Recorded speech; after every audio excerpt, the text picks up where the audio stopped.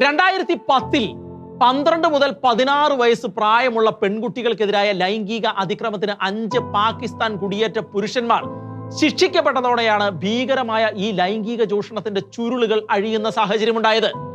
ഭരണകക്ഷിയായ ലേബർ പാർട്ടിയുടെ ഏറ്റവും വലിയ വോട്ട് ബാങ്കുകളിൽ ഒന്നാണ് പാകിസ്ഥാൻ കുടിയേറ്റക്കാർ, ഇപ്പോൾ ഭരിക്കുന്ന ലേബർ പാർട്ടിയുടെ. അതിനാൽ മനുഷ്യത്വം തൊട്ടു തീണ്ടാത്ത ഈ തെമ്മാടികളെ പൊരുന്നി പിടിച്ച് വോട്ട് ബാങ്ക് സംരക്ഷിക്കേണ്ട പരമഗതികേടാണ് ബ്രിട്ടന്റെ മേൽ വന്നു ഭവിച്ചത്. അതുകൊണ്ട് പാകിസ്ഥാൻ അഫ്ഗാനിസ്ഥാൻ ഗ്രൂമിംഗ് സംഘങ്ങൾ പെൺകുട്ടികളെ ലൈംഗികമായി ചൂഷണം ചെയ്യുന്നത് നിയമത്തിന്റെ മുൻപിൽ എത്തിക്കാതെ ഭരണവർഗത്തിന്റെ ഒത്താശയോടെ UK-യിലെ പോലീസ് ബോധപൂർവം മറച്ചു വെക്കുകയായിരുന്നു എന്നുള്ള റിപ്പോർട്ടുകളാണ് പുറത്തു വന്നത്. എന്നാൽ 2018 ബ്രിട്ടീഷ് പാർലമെന്റിലെ ഹൗസ് ഓഫ് ലോർഡ്സ് കൂടിയിരിക്കുമ്പോൾ UK ഇൻഡിപെൻഡന്റ് പാർട്ടിയുടെ നേതാവും വ്യവസായിയുമായ ലോർഡ് മാൽക്കം പിയേഴ്സൺ എന്ന അംഗം ബ്രിട്ടനിലെ കൊച്ചു പെൺകുട്ടികളെ പിച്ചി ചീന്തുന്ന ഈ പാകിസ്ഥാൻ അഫ്ഗാനിസ്ഥാൻ നരാധമന്മാരെ കുറിച്ച് സഭയെ കൃത്യമായി തന്നെ ബോധിപ്പിക്കുന്ന സാഹചര്യമുണ്ടായിരുന്നു. Because these girls are usually raped several times a day.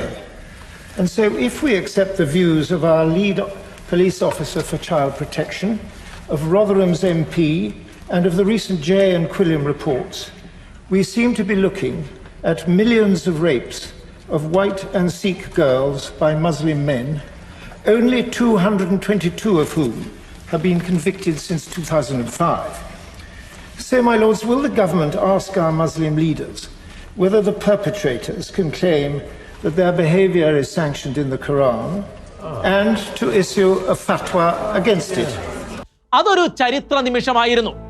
1997-നും 2013-നും ഇടയിൽ റോദർഹാമിൽ ഏകദേശം 1400 കുട്ടികൾ ലൈംഗികമായി ദുരുപയോഗം ചെയ്യപ്പെട്ടു എന്നും പ്രതികൾ മുഴുവൻ പാകിസ്ഥാൻ അഫ്ഗാനിസ്ഥാൻ കുടിയേറ്റക്കാരായ പുരുഷന്മാർ ആണെന്നുമുള്ള മാൽക്കം പിയേഴ്സന്റെ ആ വാക്കുകൾ കേട്ട സഭ ചില നിമിഷങ്ങളിലേക്ക് സ്തബ്ധരായി ഇരുന്നു പോവുകയായിരുന്നു.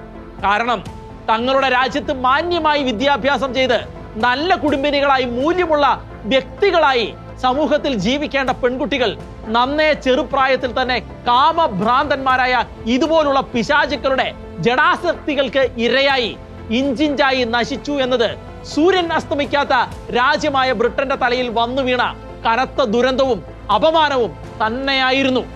പാകിസ്ഥാൻ അഫ്ഗാനിസ്ഥാൻ വംശജരായ പുരുഷന്മാരുടെ നേതൃത്വത്തിലുള്ള ഗ്രൂമിംഗ് സംഘം ദുർബലരായ വെള്ളക്കാരെയും മറ്റ് അമുസ്ലിം പെൺകുട്ടികളെയും ബലാത്സംഗം ചെയ്യുന്നു എന്ന വിഷയം ആദ്യം വ്യാപകമായി അറിയപ്പെട്ടത് UK നഗരങ്ങളായ റോദർഹാം, റോച്ച്ഡെയിൽ, ടെൽഫോർഡ് എന്നിവിടങ്ങളിലായിരുന്നു.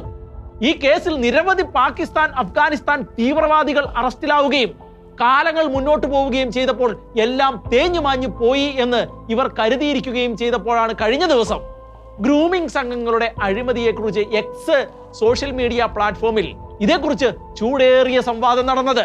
എക്സ് സോഷ്യൽ മീഡിയയെ യുദ്ധക്കളമാക്കി മാറ്റിയ ആ ചർച്ചയിൽ മാധ്യമരാജാവും അമേരിക്കയിൽ വരാൻ പോകുന്ന റിപ്പബ്ലിക്കൻ സർക്കാരിന്റെ മുഖ്യ ഉപദേഷ്ടാവുമായ എലോൺ മസ്കും ബ്രിട്ടീഷ് എഴുത്തുകാരിയായ JK റൗളും മുൻ ബ്രിട്ടീഷ് പ്രധാനമന്ത്രിയായിരുന്ന ലിസ് ട്രസും UK-യിലെ കുട്ടികളെ ലൈംഗികമായി ദുരുപയോഗം ചെയ്യുന്ന കേസുകൾ കൈകാര്യം ചെയ്യുന്നതിൽ ലേബർ സർക്കാർ കാട്ടിയ അലംഭാവത്തെയും സ്റ്റാർമർ സർക്കാരിനെയും ബ്രിട്ടീഷ് പെൺകുട്ടികളെ മാലിന്യങ്ങളെന്നും വേശ്യകളെന്നും വിശേഷിപ്പിക്കുകയും വെള്ളക്കാരായ പെൺകുട്ടികളെയും മുസ്ലിമുകളല്ലാത്ത പെൺകുട്ടികളെയും മാത്രം ടാർഗറ്റ് ചെയ്ത് പ്രവർത്തിച്ച ഇത്തരം ഗ്രൂമിംഗ് ഗ്യാങ്ങുകളെ അഴിച്ചുവിട്ട് കയ്യും കെട്ടി നോക്കി നിന്ന ലേബർ ഭരണകൂടത്തെയും പ്രതിക്കൂട്ടിൽ നിർത്തിക്കൊണ്ടായിരുന്നു ചർച്ചകൾ നടന്നത്.